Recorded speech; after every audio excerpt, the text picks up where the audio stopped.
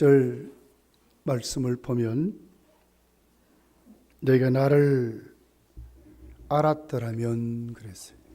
그러니까 진짜 예수님을 알면 어떻게 되는가? 아버지도 아는 것이다. 그리고 우리가 하나님을 보는 그런 말씀으로 7절이 기록이 되어 있습니다. 이 말씀은 곧 6절을 대꾸하면서 우리의 삶의 모든 해답은 예수님입니다 하는 것으로 예수님은 우리에게 가르쳐주는 말씀입니다. 막스 러너라고 하는 사회학자가 현대 사회를 이렇게 평가를 했습니다. 지금 우리는 과거 어느 때보다도 더 많은 자유를 누리고 행동의 제재를 받지 않고 살아가고 있다. 그러나 놀라운 충격은 우리가 하고 싶은 것, 가고 싶은 곳, 생각하고 싶은 것을 마음대로 하면서도 기쁨이 없다는 것이다. 이렇게 말했어요. 마음껏 하고 가고 싶은 거 마음껏 가고 먹고 싶은 거 마음껏 먹으면서도 진짜 있어야 되는 행복의 요소인 기쁨을 잃어버렸다. 이렇게 평가를 하고 있습니다. 현대 사회는 기쁨을 잃어버린 사회다. 이렇게 우리가 평가를 할 수 있습니다. 바울 사도는 데살로니가 교회를 향해서 하나님의 뜻이 도대체 뭐냐? 항상 기뻐하라. 쉬지 말고 기도하라. 범사에 감사하라. 이는 하나님이 너희를 향하신 뜻이다. 이렇게 기록하고 있어요. 하나님의 뜻이 시작이 어떻게 돼요? 항상 기뻐하는 것으로 시작을 하고 있습니다. 오래전에 한국 교회에 미국에 있는 유명한 목사님이 오셔서 참 한국교회는 열심도 있고 뜨거움도 있는데 진짜 있어야 될 게 없다는 거예요. 모든 교인들이 화석 같다는 거예요. 예배 드리면서도 그렇고 만나서도 그렇고 진짜 있어야 될 기쁨이 없다. 이렇게 말했어요.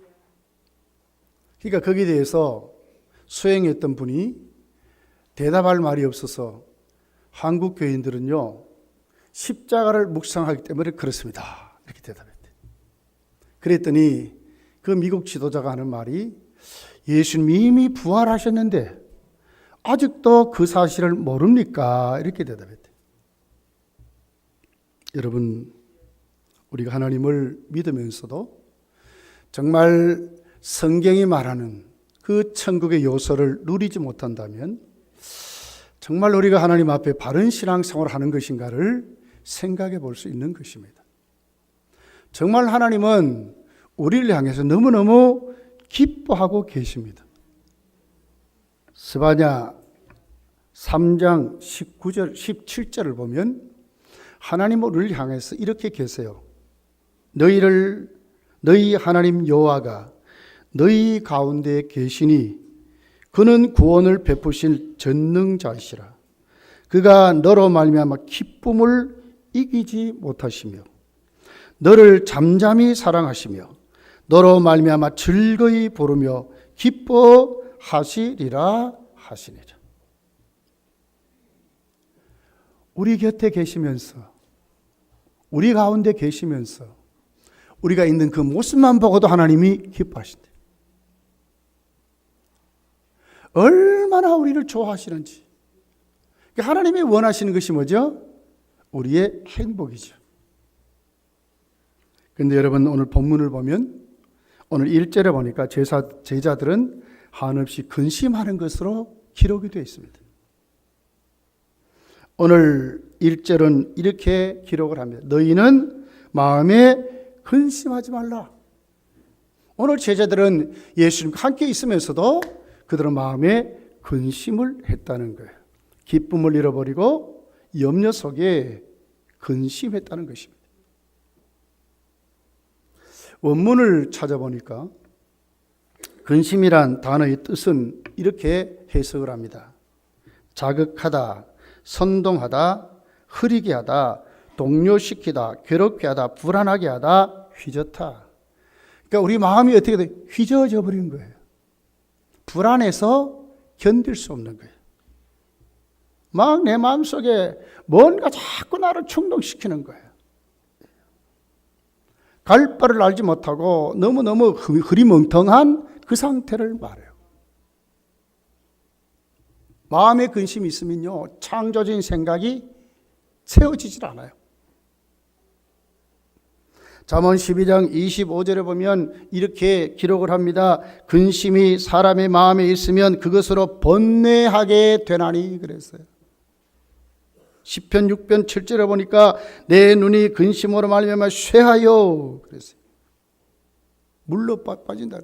눈이.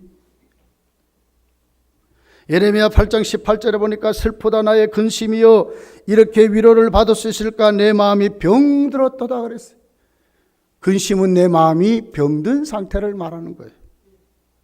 잠언 15장 13절에 보니까 마음의 즐거움은 얼굴을 빛나게 하여도 마음의 근심은 심령을 상하게 하느니라 그랬어요.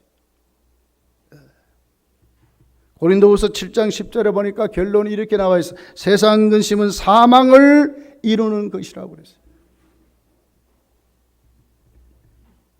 셰익스피어로 가는 영국의 대문호는 근심은 생명의 적이다 이렇게 평가를 했어요.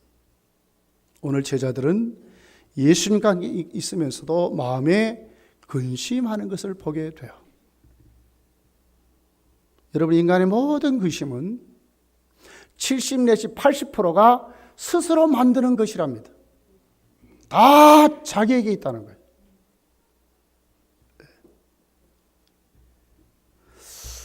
왜 근심이 생길까?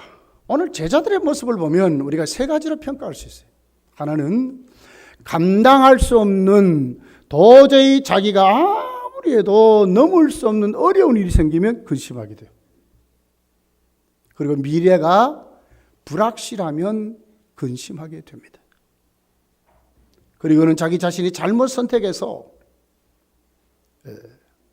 어떤 미로에 빠지게 되면 근심하게 돼 있어요. 제자들은 지금까지 예수님을 믿고 따라왔습니다. 예수님이 자신들을 떠난다고 말씀하는 거예요. 예수님만 있으면 먹는 문제도 해결됐어요. 미래도 걱정할 필요가 없어요. 어떤 어려움도 넘지 못하는 것이 없었어요. 인기의 절정으로 예수님의 제자라고 하는 이름 하나 가지고 구름대 벌떼같이 모인 사람들에게 얼마나 많은 인기가 있는지를 몰라요. 당당하게 예수님께 말합니다. 앞으로 당신의 나라가 임하거든 우리를 오른쪽에 앉혀주시오, 왼쪽에 앉혀주시오. 제자들이 분이 나가지고 말이에요. 니만 그러느냐? 그럴 정도로 권세도 있는 줄만 알았어요. 그런데 예수님이 떠난다고 하는 거예요. 정신적인 지주가 무너져 버렸어요. 오늘 우리의 믿음이 정말 하나님 앞에 우리가 바르게 출발하지 않으면 올 한 해 2016년도 오늘 우리도 이렇게 살아갈 수 있어요. 조그만 무슨 일이 생기면 때로는 내 역량, 내 힘의 밖에 있는 어떤 어려움이면 우리는 어떻게 되겠어요? 좌절하고 절망하고 염려하고 근심할 수밖에 없어요. 큰 질병이 찾아오면 어떻게 되겠어요?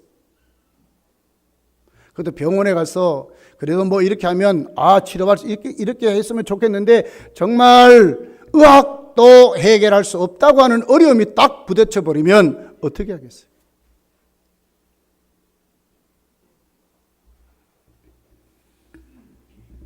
예수님은 이렇게 말씀을 합니다. 너희는 마음에 근심하지 말라. 이 근심하지 말라는 말씀은 명령형으로 기록이 되어 있어요. 다시 말하면 권고사항이 아니라 진짜 근심하지 말라는 거예요. 이것이 성도의 이 세상을 살아가는 태도예요. 명령이에요, 명령. 해도 되고 안 해도 되고 하는 권고사항이 아니라 이렇게 해야 된다는 거예요. 왜 기쁨을 잃어버렸는가? 근심해서 잃어버렸다는 거예요. 왜 삶의 방향을 잃어버렸냐? 근심해서 그렇다는 거예요.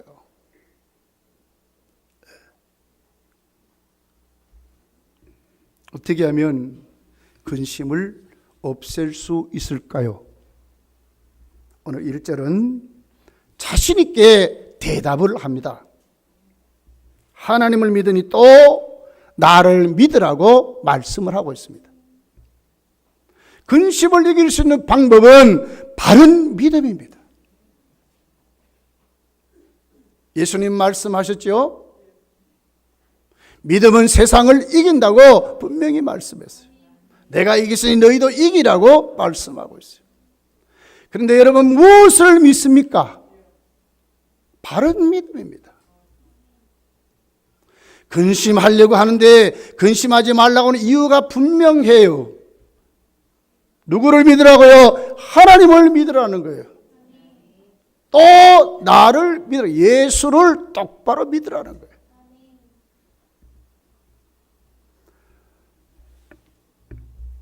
하나님은 어떤 분이시죠? 우주를 창조하신 전지전능하신 하나님이죠. 우리 죄가 얼마나 큰지요. 전지전능하신 하나님이 우리를 도와주지 못한대요. 왜 그렇습니까? 우리 하나님 사이에 죄가 가로막아서 그렇답니다. 이 죄의 힘을 말하는 거예요. 그런데도 하나님이 어떻게 하셨지요? 아들까지 보내서 예수 그리스도를 십자가에 죽이셔서 대속해 주심으로 그 무서운 죄의 권세가 거기에서 하나님이 우리를 해방시켜 주신 줄 믿습니다. 누가 이렇게 만들어 주지요? 하나님밖에 없는 거예요. 그러면서 말씀합니다. 너희는 마음에 근심하지 말라. 하나님을 믿으니 또 나를 믿으라고 하는 그 말씀을 믿으라는 거예요. 예. 근심하지 말라는 명령입니다. 근심하지 말아야 합니다. 왜 그렇습니까? 하나님을 믿기 때문에 그렇습니다. 이유가 분명하고 확실한 사건이 우리에게 이루어졌지 않습니까? 우리는 하나님의 자녀가 됐잖아요. 2016년을 우리가 시작하면 이 1월 달에 여러분 이 시작을 우리가 분명히 해야 될 줄 믿습니다. 하나님을 믿으니 또 나를 믿으라고 하는 주님의 전지전능하심을 믿고 나를 죄악 가운데 구원하신 그 구속의 사랑 앞에 그리고 그렇게 말씀하시는 그 하나님의 말씀을 붙잡고 확실한 믿음 속에 우리가 살아가야 될 줄 믿습니다. 그러면서 오늘 근심하지 말라고 하신 그 주님 앞에 제자들의 퀘스천 마크가 붙습니다. 도대체 그러면 주님 자꾸 가신다는데 어디로 가십니까? 하는 것이 원인이었습니다. 거기에 대해서 예수님이 말씀하시죠. 그 확실한 대답이 6절의 말씀이죠. 예수께서 이르시되 내가 곧 길이요 진리요 생명이니 나로 말미암지 않고는 아버지께로 올 자가 없느니라. 자, 예수님만이 길이요 진리요 생명인데 여기 보니까 그 앞에 무슨 단어가 기록되어 있어요? 곧 파는 단어가 있어요. 예수님만이 그 말이에요.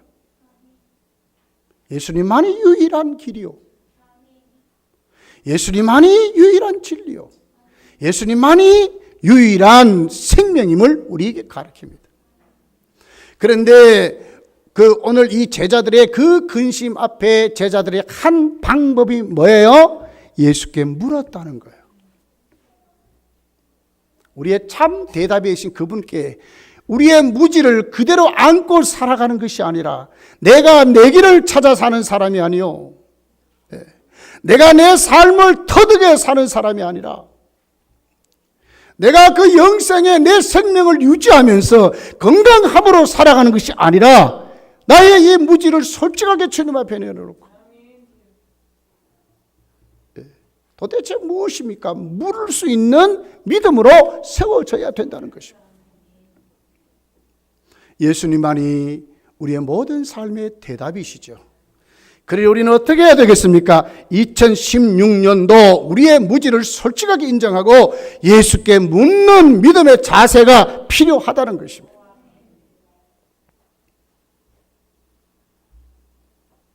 도마가 묻잖아요. 5절에 보니까 도마가 이르되 주여 주께서 어디로 가시는지 우리가 알지 못하겠거늘 그 길을 어찌 알겠삼나이까. 안 물었다면 예수님이 6절에 대답을 안 하셨겠죠. 물었더니까 진짜 예수님은 대답을 하셨다는 것이에요. 2016년도 여러분 우리 자신이 교만해가지고 자만해가지고 다 아는 것 같이 전혀 주님과 상관없는 삶을 사는 것이 아니라 솔직하게 우리의 부족을 내려놓고 우리의 이 어리석음을 내려놓고 우리의 아주 모르는 이 무지를 하나님께 내려놓고 솔직하게 주여 2016년도 내가 정말 하나님 앞에 이 근심 없이 정말 내가 천국의 삶 누리면서 하나님이 나를 보면 한없이 기뻐하는 믿음의 삶을 살아가기를 원합니다. 솔직하게 내려놓고 묻는 우리의 믿음이 있어야 될 줄 믿습니다. 오늘 성경은 우리에게 대답합니다. 묻는 그들에게 예수님은 대답하시죠. 6절에 이것은 우리에게 무엇을 말씀하세요? 예수님이 우리에게 어떤 물음의 답이신가를 가르쳐 주는 거예요. 정말 주님께 와서 그분을 의지하고 그분을 믿고 그분에게 묻는 그들에게는 예수님은 오늘 그들에게 참 길이 되시고 참 진리가 되시고 참 생명이 되심을 확실하게 믿게 하소서. 우리 속에 기쁨으로 천국을 누리며 살게 하신다는 것입니다. 오늘 13절은 이렇게 말씀을 해요. 14장 13절입니다. 너희가 내 이름으로 무엇을 구하든지 내가 행하리니 이는 아버지로 하여금 아들로 말미암아 영광을 받으시게 하려 함이라. 하나님께 영광 돌리는 방법이 뭡니까? 하나님께 묻는 거예요. 묻는 거예요. 얼마나 가졌습니까? 얼마나 압니까? 하나님께 묻게 되시기를 예수님 축복합니다. 주님만이 우리 인생의 답이에요. 답이에요. 주님이 답이시라니까. 며칠 전에 우리 동서 우리 처제의 외동 아들이 교통사고로 죽었습니다. 공부도 많이 했습니다. 외동 아들이니까 잘 키웠어요. 성품도 착해요. 효자입니다. 그런데 신앙생활도 잘했습니다. 근데 교통사고로 어머니, 아버지 만나지도 못하고 그 자리에서 죽었습니다. 제가 문상을 갔지요. 저를 붙잡고 그래요. 어찌 이런 일이 일어날 수 있습니까? 그 말이에요. 어찌 이런 일이 일어났는가. 가슴이 찢어집니다. 우리 처제가 저한테 형부 도와주세요. 목사이니까 도와달라는 거예요. 여기 좀 대답을 해달라는 거예요.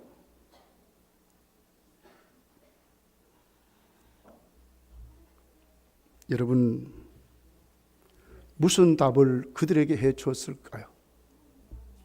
같이 울고 하나님이 계시지 않느냐? 창에는 천국 같지 않느냐 하는 것이 저의 답이었어요. 우리 확실히 정리하고 살아야 합니다. 확실히 믿고 살아야 합니다. 길을 잃어버리고 정말 방황하는 우리들이 참 길을 찾고 참 믿음 속에 분명한 목적을 가지고 살아갈 수 있는 방법이 있습니다. 그것이 무엇입니까? 예수님만이 우리의 참 길이심을 우리가 믿고 살아야 한다는 것입니다.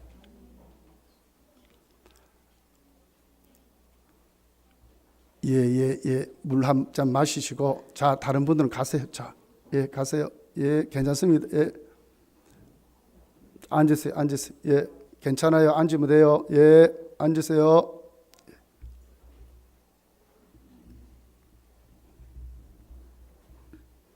등산을 하는 분들이 조난을 당한답니다. 수도 없이 가는 길인데도 조난을 당한대요. 왜 당해요?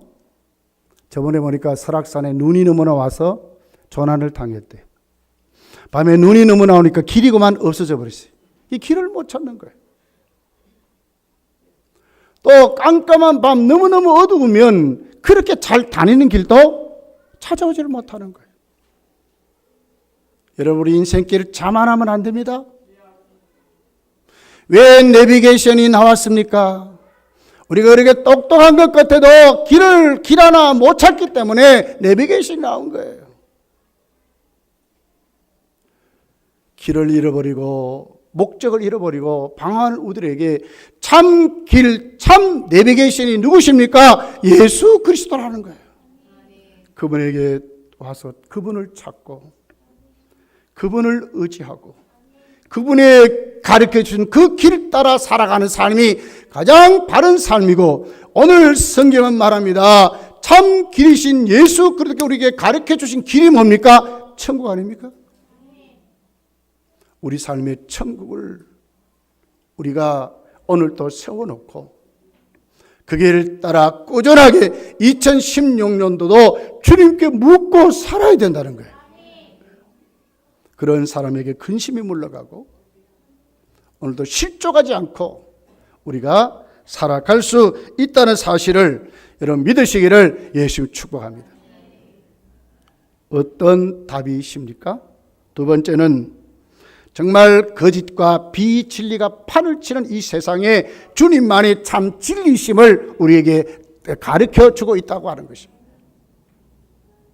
요한복음 8장 32절에 보니까 진리를 알지니 진리가 너희를 자유케 하리라고 그랬습니다.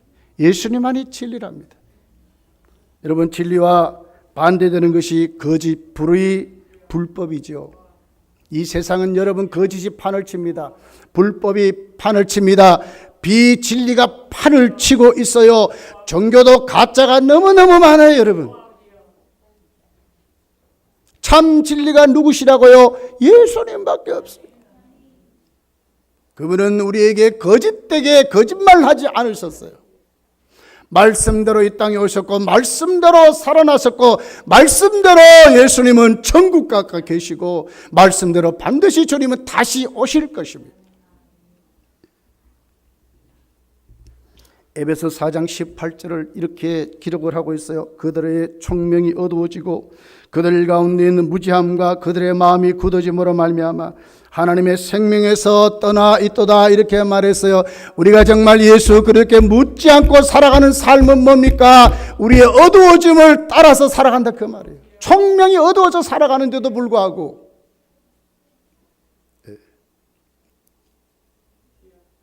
참 자유를 주신 그분 앞에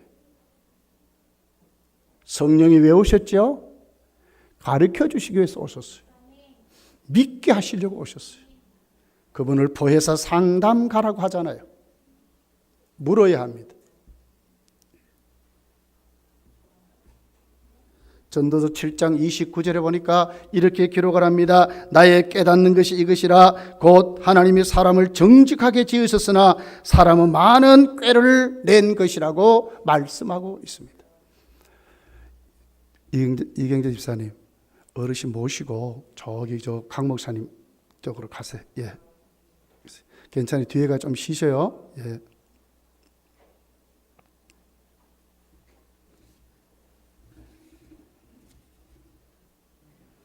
사람은 꾀를 냈대요. 하나님은 정직하게 지었어요. 하나님이 형상대로 지었는데 사람이 타락해서 그렇게 됐다 그 말이에요. 이런 우리들이 주님께 묻지 않고 살아가면 되겠어요?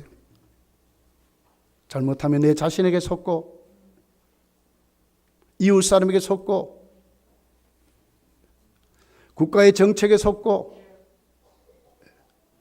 우리는 수도 없이 가장 비참한 것이 사탄 마귀에게 속고 있다는 거예요. 우리 이러고 살아가요.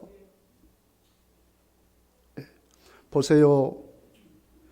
지금 우리 국가 여러분 정치하는 분들을 보세요. 야당 분들이 어떻게 하죠? 죽은 사람을 자꾸 찾아요. 누가 김대중 대통령의 적손인가? 누가 노무현 대통령 적손 이러고들 있어요. 이미 다 죽어서 그들의 말년 인생의 그 모든 것의 결론이 뭐냐? 나도 죽어버렸다는 거지요. 내가 답이 아니라는 건데도 정치하는 사람은 그러고들 있어요. 성도의 답이 뭡니까 여러분? 주님이에요. 주님. 예수 그리스도가 답이라니까요. 나는 진리요 그랬잖아요. 거짓이 아니라 그 말이에요. 예수님 안에 자유함이 있습니다 여러분. 참 기쁨과 참 감사가 그분께 있어요.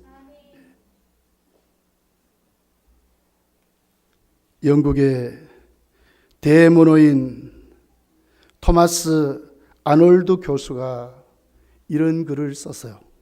나는 수년 동안 다른 시대의 역사들을 연구해 왔고 그것을 쓴 사람들이 제시한 증거들을 검토하고 저울질해 왔다. 나는 확실한 증거로 인정된 그 어떤 사실보다도 인류 역사상 그리스도께서 죽었다가 죽은 자들 가운데 다시 살아났다는 사실에 대해 하나님이 우리에게 주신 위대한 증표 이상의 더 확실하고 확실한 증거를 알지 못하다. 이것이 참된 진리다 그랬어요. 영국을 들었다 놨다 했더니 이 대문호가 그렇게 말했단 말이에요. 진화론을 창시한 여러분 찰스 다윈 잘 알지요. 그분이 죽기 전에 그분의 절친이었던 호프 부인이라는 분이 찾아갔어요. 근데 이상한 일이 벌어졌어요. 그렇게도 멸시하고 그렇게도 부정했던 성경을 그 손에 들고 있는 거예요. 묻습니다. 선생님, 손에 든 것이 뭡니까? 허허허허 웃습니다. 그러면 대답을 합니다. 이것은 바로 생명의 영생의 책입니다. 뭡니까? 묻는 그에게 바이블이라고 그랬어요. 성경이라고 그랬어요. 거기 솔직하게 그 자신을 고백했습니다. 나는 젊을 때부터 성경을 부인하고 비판의식이 너무 강했다. 그래서 창조론에 대해서 그는 비판하면서 하나의 학문으로 만들려고 했는데 이것이 종교같이 번성해져 버렸다. 그러면 그는 이렇게 말합니다. 나는 죽음 앞에 내 자신을 세워보니까 예수 그리스도만이 참 구원이심을 내가 알게 되었다. 나 이젠 더 이상 돌아갈 수가 없다. 그러니 당신이 내 죽고 난 다음에 예수님만이 참된 생명이심을 전해주기를 바란다. 이것이 진화론을 창조한 찰스 다윈의 마지막 유언 같은 말이었어요. 중국 공산주의의 모택동이 뭐라고 그랬죠? 그는 종교나 사람 다 물질에 불과하다 했던 그가 진짜 내가 죽으면 내 영혼이 어디로 갈고 하는 것이 마지막 유언이었어요.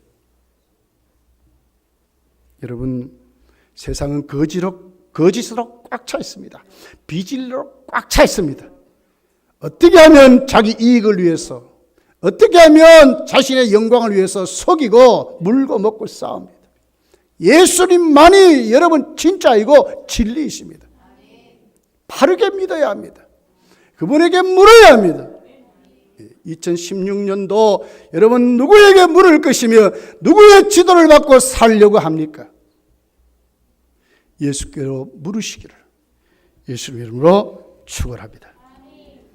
세 번째는 어떻게 예수님이 우리의 해답이 되십니까? 죽음의 권세에 눌려 사는 우리에게 영생이 되심을 확실히 가르쳐 주고 영생이시라고 하는 것입니다. 수많은 사람들이 어떻게 하면 오래 살고 잘 죽고 그러면 안 죽을까가 우리 인생의 물음이죠. 과거에는 불로초를 먹고 이집트를 비롯해서 피라미드를 세워가지고 어디 가든 간에 무슨 과학적인 방법을 통해서 죽음을 죽지 않고 좋은 곳으로 한번 이동해 볼까 하는 것이었어요. 캘리포니아의 백만장자 제임스 맥길이라는 분이 마지막 죽으면서 나중에 과학이 발달하면 내가 다시 살아날 수 있지 않겠는가. 그래서 냉동실을 만들었대요. 자기를 꽁꽁 얼게 해서 죽기 전에 바로 콱 얼게 해서 그가 그렇게 죽었습니다. 지금도요 수백만 구가 수백만은 돈 많은 사람들이 지금도 그러고들 있대요. 지금 미국 캘리포니아 가면 그런데요 지금. 죽음을 해결하면 과학의 발달을 해결하면 그렇다는 거예요. 성경은 확실하게 대답하죠. 인간은 한 번 죽는다고 그랬어요. 그 외에는 심판이 있다고 분명히 말씀했어요. 예수님만이 영생입니다, 여러분. 예수님만이 참 생명입니다. 요한복음 10장 10절에 보니까 내가 온 것은 양으로 생명을 얻게 하고 더 풍성히 얻게 하려 하는 것이라고. 생명을 얻게 하고 풍성히 누리게 하는 분은 예수님밖에 없단 말이에요. 요한일서 5장 12절에 보니까 아들이 있는 자에게는 생명이 있고 하나님의 아들이 없는 자에게는 생명이 없느니라고 말씀하고 있어요. 여러분 똑바로 믿어야 됩니다. 하나님을 믿으니 또 나를 믿으라. 무슨 말씀입니까? 이것이 도대체 무엇입니까? 하는 도마의 그 물음에 예수님이 대답을 하셨어요. 나는 곧 길이요 진리요 생명이라고 말씀하셨어요. 나로 말미암지 않고는 아버지께로 갈 자가 없다고 말씀하셨어요. 2016년도 자신도 믿지 마시고 세상도 믿지 마시고 예수님만 믿으시기 바랍니다. 그분에게 묻고 사세요. 그분이 우리의 모든 삶의 답이라 그 말이에요. 그 믿음이 여러분의 믿음이 되시기를 예수님 축복합니다. 기도하겠습니다.